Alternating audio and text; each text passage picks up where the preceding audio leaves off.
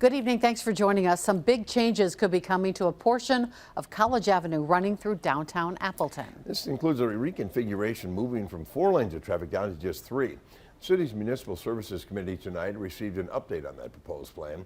New 10 Jason Zimmerman reveals what's behind the change and how to provide feedback. One of the busiest areas of Appleton might soon look a lot different if the city moves forward on an 18-month pilot plan targeting College Avenue between State and Drew Streets. The most dramatic change calling for a reduction to just 3 lanes of traffic, including a middle left turn lane. There's been some long growing concerns about traffic safety and pedestrian safety down there. We've had instances of reckless driving.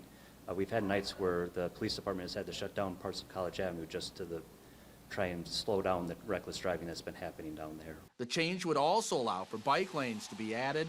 The overall cost is around $100,000 for painting and updated traffic signals. However, since the proposal became public in January, some people have raised concerns. That's where that pilot conversation has come from, is what happens if this doesn't work?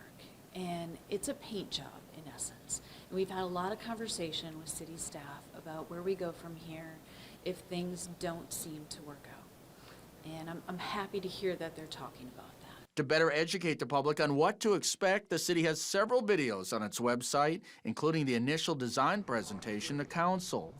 This helps me to visualize and helps other people to see it and visualize what really could be a worst-case scenario. And it doesn't seem that bad. The Municipal Services Committee is expected to vote on the proposal March 20th, followed by the full City Council April 5th. If approved, work could begin on the avenue by mid-June. Reporting in Appleton, Jason Zimmerman, Action 2 News.